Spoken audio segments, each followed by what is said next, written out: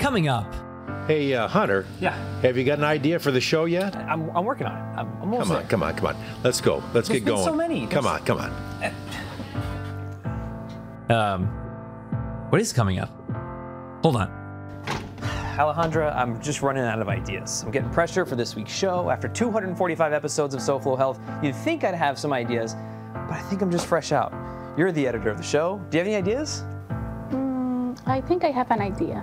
That's right. It's a show all about pregnancy. We'll talk to a doctor, trainer, nutritionist, and bust some myths. All of that and more is today on SoFlo Health.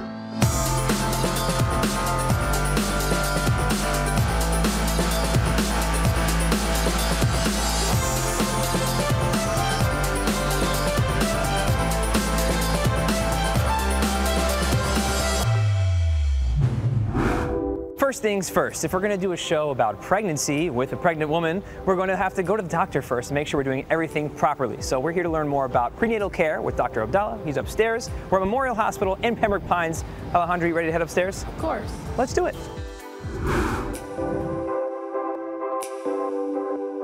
As promised, this is Dr. Abdallah. Doctor, thank you for being with us today. You're welcome. Glad to be here. So tell us, what do we need to know about prenatal care? What's the most important thing to get started for new mothers? Starting off in pregnancy, if you have any bad habits, to stop those bad habits right off the bat. Doctor, what do you consider a bad habit? Cigarette smoking is one of the biggest ones. Alcohol use, another one. Obviously, any illicit drugs. And overall, our diets, the way that we eat. We tend to sweet and meat type of diet, you know, when we're not pregnant, fast foods and running in and out. I'm guilty.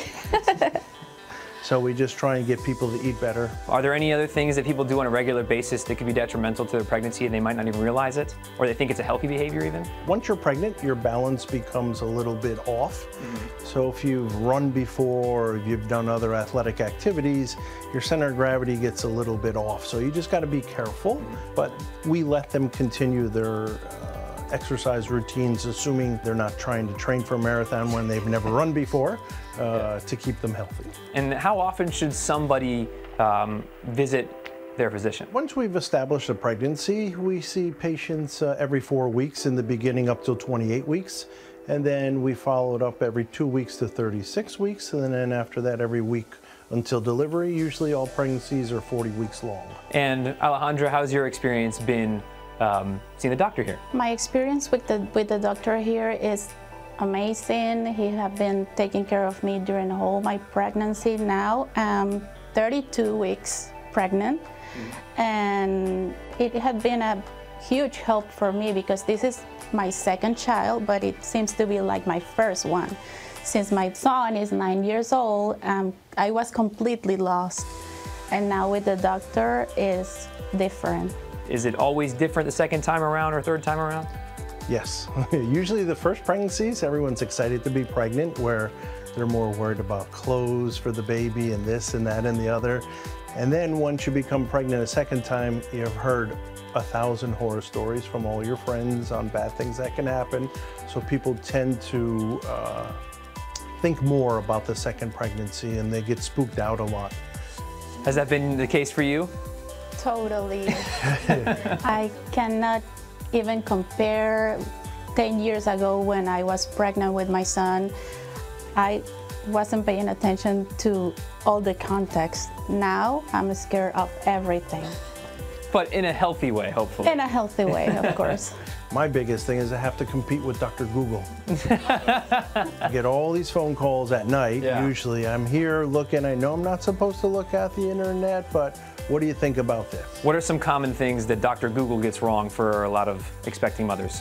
I'm not sure they get it wrong. They just put the worst things first. They start getting nervous and it spooks them out. Do you have any advice for people that are looking to get pregnant in the near future? We usually have people start off on some prenatal vitamins. Some people have some medical history, and we would ask them to seek out preconceptual counseling where they can do some blood work. And other than that, just good planning with the family. That's good advice. And finally, is there a major myth that you hear all the time that you want to bust right here? You're not allowed to bend over, or you're not allowed to reach above your head because the cord will go around the baby's neck. Oh, wow. Yeah. That doesn't seem doesn't seem right. But Doesn't seem right, but my grandmother said it. My mom said it. sorry, Grandma, sorry, Mom, but the doctor here says that's just not the case. Well, Doctor, thank you so much for your time. I really appreciate it. Alejandra, thank you for taking us along your journey as well.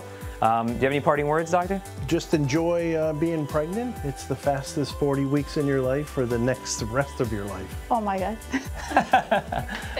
Thank you so much for your time. I really appreciate it. Thank you very much. There is no shortage of old wives' tales and myths surrounding pregnancy, so we brought in a veteran nurse to set the record straight. This is Janine Balkin of South Miami Hospital. Janine, what do you do? Oh, I'm so happy you asked me. Well, I have been in the hospital for a very, very long time. I am the parent educator. I teach parents how to take care of their babies. I have a baby care class. I teach CPR classes, infant massage classes. I also teach childbirth classes, breastfeeding classes. And I teach baby signs, teach them how to do sign language with their hearing baby. So that is what I do here, and I love every second of being at this hospital. And I'm a lucky lady. Can you determine the gender of a baby based on the shape of a pregnant woman's belly? That is a myth. If the mother's muscles, abdominal muscles, are weak, she's carrying low. If they're strong, she's carrying high. Continuing with our pregnancy show, we are now joined by Monica Auslander Moreno, who is a registered dietitian and owner of Essence Nutrition. She's been here with us many, many times before. Monica, thank you for joining us again. Thank you so much for having me back. Of course. Now, you are a mother. Confirmed. Confirmed. Definitely. We have an expecting mother on our show. Her name is Alejandra. She is one of the editors of SoFlo Health. What should she know about nutrition? Well, congratulations to her. So it depends what trimester she's in. 36 weeks? Okay, so at that point, most women with a singleton pregnancy, just one fetus in there, need about 300 to 400 extra calories per day. We just want to make sure that she stays hydrated with enough fluid, preferably water, that she keeps her caffeine intake at a safe level, which is below 200 milligrams per day, that she's taking a prenatal vitamin, because that's really important, and that she's maintaining good food safety protocols so she doesn't become sick. What about for expecting mothers in general? What are some things that maybe they should stay away from? So you want to avoid raw and uncooked, unpasteurized products. You really want to be very, very careful about where you're getting your food, how long it sits out, especially during the summer, to keep you safe. And what about some good do's, things that they should do that maybe they aren't already or haven't before?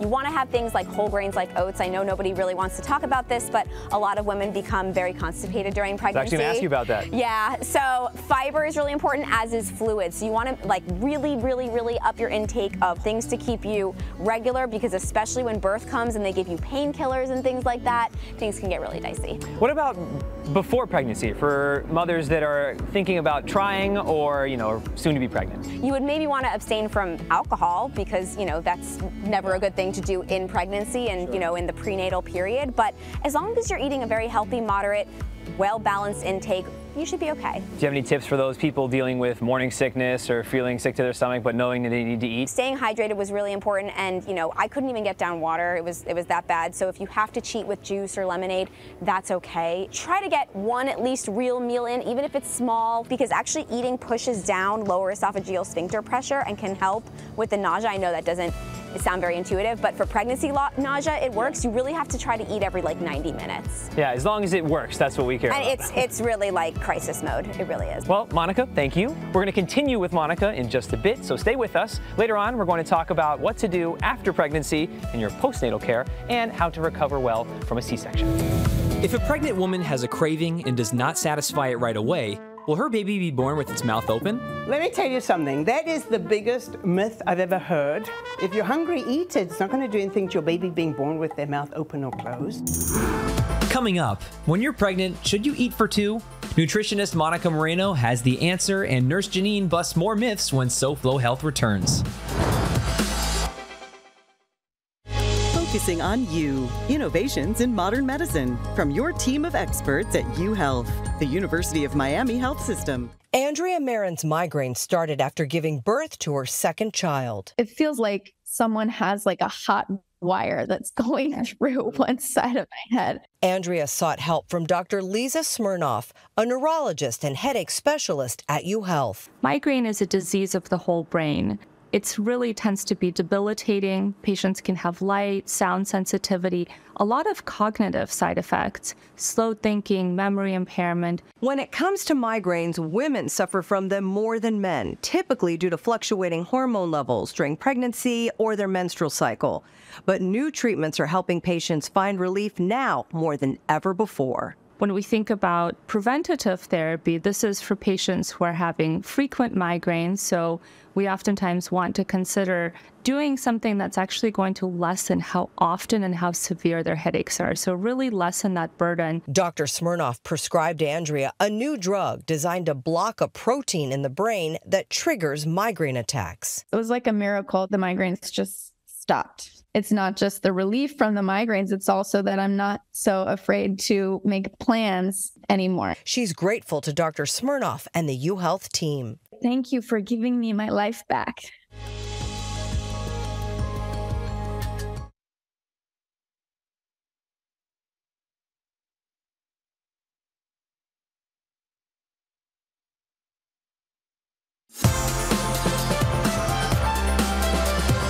Welcome back to SoFlo Health. I'm Hunter Franqui. This is Monica Oslander-Moreno. She's the owner of Essence Nutrition, and we've been talking about what to eat when you're pregnant. Well, now we're going to talk about what to do after you're done being pregnant and your child is born healthy, hopefully. What can we do to look after our nutrition in recovery? Baby's great, wonderful, but you're recovering. You're either recovering from one of two ways of, birth. They're both highly, an inflammatory process. So you definitely want to stay on your prenatal vitamin just to make sure some of those extra nutrients get to where they need to go. You want to stay hydrated. And then you maybe want to focus on foods that can dampen down inflammation in your body, because especially with a C-section, it's a highly inflammatory recovery process. You still want to stay away from raw foods and things like that? Technically, you're allowed to have sushi. You can go back to having your hollandaise socks and everything, but you really want to wash your hands a lot and maintain food safety protocols, because you don't want to be sick, because this little person now depends on you. Yes, right. And then as far as for the sustenance portion, you still don't want to be having alcohol because of that. Well, so the recommendations are 0, 0, 0, 0, 0. Sure. If you speak to a lactation consultant, they can help you time one alcoholic drink in the way that you don't have to pump and dump, or you can do it safely enough where the milk won't pass in to the milk by the time it gets to the baby. So alcohol, I would, speak to your healthcare provider. Safe bet is no, but I wouldn't say no, never, and I wouldn't say under penalty of oath that I've never had a glass of wine nursing. But what's important with nursing is hydration, because you're producing up to an extra 60 ounces of fluid a day. So where is that going to come from? You have to drink water. And you personally also need a lot of nutrients. And a lot of moms are really stressed. They're up all night. They're barely getting any sleep. They're barely brushing their teeth. They're barely wearing pants. So they're not eating and they're not drinking. And you laugh, but it is true. So if you nourish yourself with nutrient-dense things and you drink water and you control your stress and you sleep, your milk supply may be optimized. All right, well, Monica, is there anything else that you would like to add or advice you'd like to offer to Alejandra or expecting mothers out there? Mommy eats first. So there could be crying and wailing and screaming, but no one's gonna starve. It's gonna literally be 3 minutes. I have to wait for my oatmeal to beep, and then I'll eat it and I'll be with you, and then that makes me a better mom. Monica, thank you so much again for having us at your home and for taking good care of us as far as the advice you have for mothers. Thank you so much for having me again. You're always welcome here. Thanks. Can strenuous exercise or being frightened induce labor? That is another big myth, and as long as the OB doctor is fine with it, for sure they can do it. They're not going to go into labor from that, and being frightened by something is not going to put them in labor either. We've busted myths, talked nutrition, and now thanks to SoFlo H2O host and certified personal trainer Olivia Ray, Alejandra can exercise, which we're going to put you through today. It's all moderate intensity, so we're going to start with a warm-up. I think you can do it all. Are you ready? Okay, I'm ready. All right, so we're going to get on our hands and knees, basically. It's going to help with your spine flexibility. So we're going to put our hands right here, shoulder width apart, and our knees are going to be right behind us. And what I'm going to have you do is it's going to be a cat-to-cow pose. So you're going to arch your back in, okay, and bring your head up and just feel that stretch. And then you're going to come back up and round your shoulders out and bring it up. Make sure you're tucking your tummy in. So I'm going to watch you do it. I want you to go back down, lower your spine down, good, and then come back up into the cow form and really feel that stretch. So this is just really good, especially, for pregnant women. You want to work on your flexibility. You want to make sure that you're ready through the whole process and keep up that momentum. So we're going to move on to another exercise that's going to be a little more low intensity and more of kind of like a warm up, not so much a stretch. Okay. So we're gonna stand up, and we're basically gonna be shoulder width apart. I want you to bend your knees slightly and hinge forward at your hips. You can go ahead and put your hands on your hips, and we're just gonna do side steps, okay? So just side step to left and right, just back and forth. And what I like about this is that you can easily do it at home. And for people that just want to stay home and get a little extra, you know, exercise in, it's good. It's easy. Exactly. And we'll take a break, kind of let you have a breather. One of the important things is to not push yourself too far when you are doing it. Make sure that you're breathing, make sure that you're hydrating. And also, one important thing is making sure that you're in an environment that's not too hot for you, for the baby, for anything else. Does heartburn during pregnancy mean the baby's going to have a lot of hair? That is a myth. I do know some mothers that have a lot of heartburn. Their babies are born with no hair. Stay close. Alejandra and Olivia finish up their workout, and we learn about the importance of mental health during pregnancy after the break on SoFlo Health.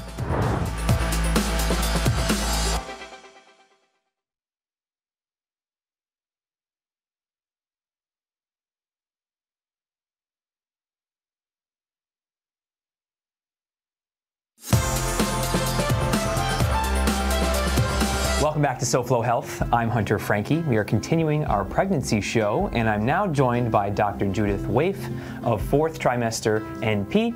Thank you so much for being with us today. Of course, thanks for having me. Of course. Well, let's get into a part that we don't really talk about too much when it comes to pregnancy, or maybe it's forgotten, and that's the mental health aspect. What should people know about taking care of either their loved one's mental health or their own mental health during pregnancy? Nobody talks about depression or anxiety, and up to 20% of women that we know of that we've screened for actually have that condition. So what are the top things that you would tell people to look out for during a pregnancy? If you start having scary thoughts, if you find that you can't adjust at work, if you have trouble coping, those are conversations you need to start having with your OBGYN. And what are some ways to help that process and go through it in a way that is healthy? I think journaling. So like if you can record your thoughts, and once you notice the shift, you need to have a conversation with your OBGYN. Is there a certain either trimester or time frame where people generally or often have mental health, maybe an increased risk for mental health issues like anxiety or depression? Really, it's perinatal, right? Which is from the moment of conception all the way to 1 year after you've had that baby. There's an increase in maternal suicide, especially at 6 to 9 months. Wow. And that's after you've had the baby. What can supportive friends, family members, and others do to help? Childbirth education is the way to do it. You need to have an honest conversation because we have what we call the curse of the birth plan, where you're like, okay, I'm gonna rock this baby out, I'm gonna have a normal delivery, I don't need an epidural, and those Everything's gonna be just the way I want it. Exactly, and it does not occur. And so you need to have a childbirth educator who's gonna say, what happens if you have a C-section? Right. What happens if this baby goes to NICU? Well, is there anything else you would like to add? Women who exercise in the 3rd trimester have significantly less depression. Well, we'd love to hear that on SoFlo Health, to get moving and that it's helping your process no matter what you're doing. If people have any questions or want to learn some more, how can they? I have a website, 4th Trimester NP. I also have a podcast.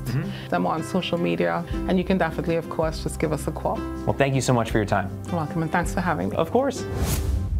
Is it okay for pregnant women to have cats around? That is a myth. They can have a cat, they can pet the cat, but they should not change the cat litter. The good part with that is they now tell their partner, hey, listen, buddy, you have to change the cat litter because I can't. So we're gonna kind of step it up. We're gonna go ahead and do a squat. So what I'm gonna do is I'm gonna have you step your legs out, shoulder width apart again, okay? And just as we come down, I'm gonna want you to keep your chest up as much as you can. Make sure that your knees are not going in front of your toes, and you're gonna bring your arms up, shoulder width apart in front of you as you squat down. Okay, so we're gonna go ahead and do that. That's gonna help with the balance too. So you're gonna go ahead and squat back, bring it up, and then quickly, then you're gonna come up, all right? And slow the count down, 1, 2. This is helping with your legs, your glutes, your core, everything when you're doing a squat. Awesome. So how does that feel? Very good. Good? Something that you could like keep up throughout it? Yes, I think I'm gonna do it until the end of the pregnancy. Okay, so we're gonna do one more exercise. We're gonna do some step-ups, but we're gonna add a little weight. Are you good with that? For a little bit of bicep curls, okay? I think you can do it. We'll start with the 5-pounders and we'll move up. And you're just gonna do it at the same time. and you're going to make sure that they're kind of shoulder width apart down here, and you're going to slowly bring them up and rotate them towards you, and then slowly lower them back down. I like it because I need to get ready to hold a baby. There you go. This is where you're going to be doing you're going to be doing curls with your baby once you have the baby.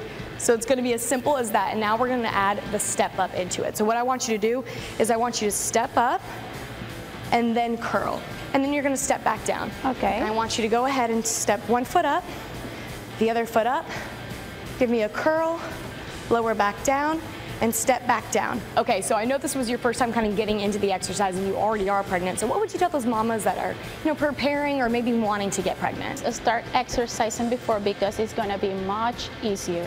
Great, but you did amazing, so thank you so much for letting me come in. Thank you. I promise next time it's going to be by the water. What do you think about that? I think that's a good idea because we know we all love some SoFlo H2O, which is the show that I host. We have another episode that's coming up in August, so definitely tune in to that. But for now, I'm going to let you guys get back to SoFlo Health with Hunter. Is it okay to take a bath or go in the ocean while pregnant? Another myth, take your bath, just make sure the water is not too hot, and for sure go into the ocean and enjoy it.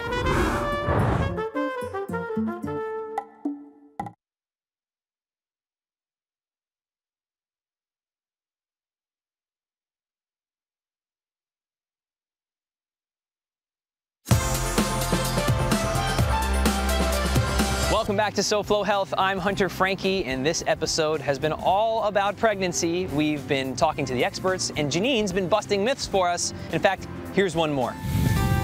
A co-worker of mine told me that somebody told her in her childbirth class that they couldn't eat spaghetti because the spaghetti would choke the baby. These are myths. Come on, guys. Thanks a lot, Janine, and thank you to all of our experts here today on this episode. It's been great. And of course, thank you, Alejandra, for sharing your pregnancy journey with us and with the people of SoFlo. As always, you can watch previous episodes of SoFlo Health on SoFloShows.com. We re-air 12:30 a.m. as well on the following Sunday. You can watch the previous week's episode, but of course, if you want to see this episode again, you can do so on SoFloShows.com. You can follow us using @SoFloHealth to share with us what you're doing to stay healthy. Until next week, it's goodbye, good health, and a great pregnancy for Alejandra. Next week on SoFlo Health, we visit a bookstore unlike any other in South Florida, and we learn how these patches are helping kids with cancer. It's all next week on SoFlo Health. We'll see you then.